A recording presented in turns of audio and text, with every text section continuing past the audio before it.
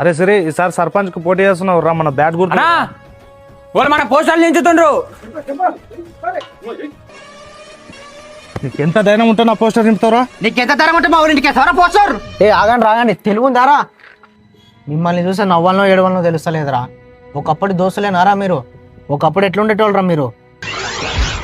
ఒక్క తల్లి కడుపున ఉట్టకున్న అన్నదమ్ముల్లాగా కలిసిమెలిసి ఉండేటోళ్ళు గారా. ఒకని ఏమనంటే ఇంకొకటి పడేటోడు కాదు కదా.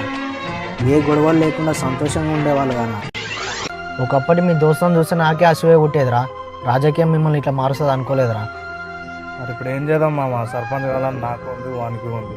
దానికో మార్గం ఉంది మామ. ఏకాగ్రీవం అంటే ఎన్నికలు నిర్వహించకుండానే సర్పంచ్ ఎన్నుకోవడం. మామ పోయిన ఎలక్షన్కి ఎంత ఖర్చు చేసినవరా? 20 లక్షలు మామ. నువ్వు మామ 25. నువ్వు 25, నువ్వు 20, గవర్నమెంట్ 20, మొత్తం 60 లక్షలు. మామ మీకు ఊరికి రుణం తీసుకునే అవకాశం వచ్చింది మామ.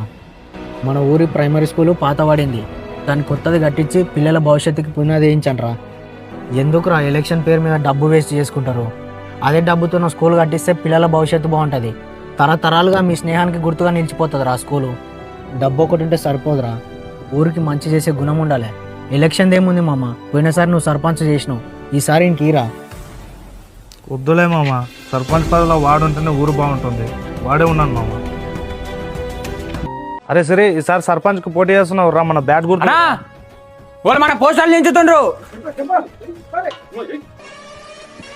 నీకు ఎంత ధైర్యం ఉంటే నా పోస్టర్ నింపుతావురా? నీకెంత ధరం ఉంటే మా ఊరింటికి వేస్తావరా పోస్టర్? రాగండి తెలుగుందారా? మిమ్మల్ని చూస్తే నవ్వాలనో ఏడవలనో తెలుస్తలేదురా. ఒకప్పటి దోస్తులేనారా మీరు? ఒకప్పుడు ఎట్లుండేటోళ్ళరా మీరు? ఒక్క తల్లి కడుపున ఉట్టకున్న అన్నదమ్ముల్లాగా కలిసిమెలిసి ఉండేటోళ్ళు గారా.